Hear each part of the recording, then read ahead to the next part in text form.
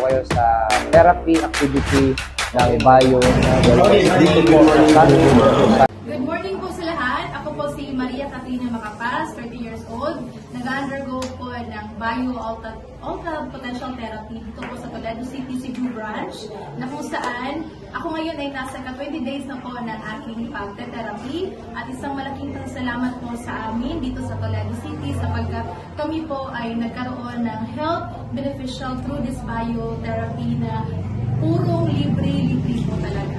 Maraming mga magandang benefits po ang naani namin mga taga-Toledo sa pag-inom ng mga alkaline water at sa maayos na proseso ng pagte-therapy namin.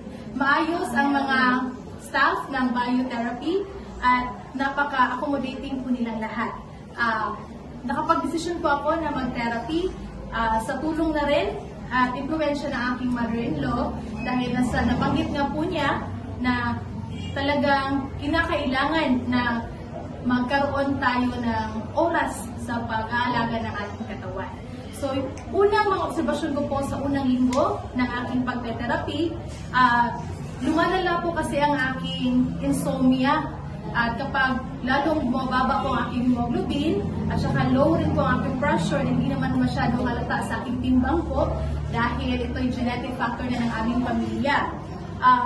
Naging maganda po ang aking tulog kasi the more na nag-stress ako sa trabaho ko bilang isang guro, maraming iniisip, occupied ako, exposure sa radiation ng laptop, araw-araw, ay talagang nagkakaroon ako ng insomnia gabi-gabi.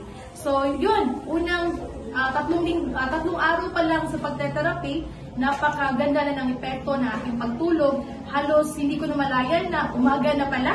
Yun. At saka, ilan sa mga magandang factor na nag-improve ang aking health, lalo na sa aspeto ng aking pagtingin, na kung saan hindi ako makakagamit ng salamin kung wala talaga ng computer, hindi ako gumagamit ng aking salamin. So, mga 7 days lamang ng pag-optical therapy ay ngayon nakakatagal na ako sa paggamit ng aking computer na talagang masabi ko na kahit 5 hanggang 6 na oras ay na-manage ko na ang aking sarili, ang aking pagtingin sa paggamit ng computer.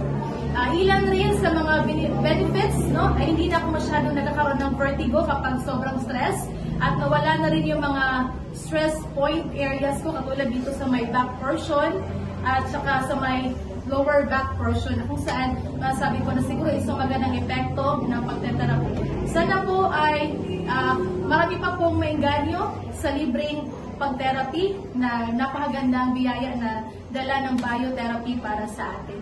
Nawa po tayo lahat ay mapagaling sa tulong ng biotherapy at syempre sa tulong na rin po ng Diyos na may kapal. Maraming salamat po. Good morning sa lahat.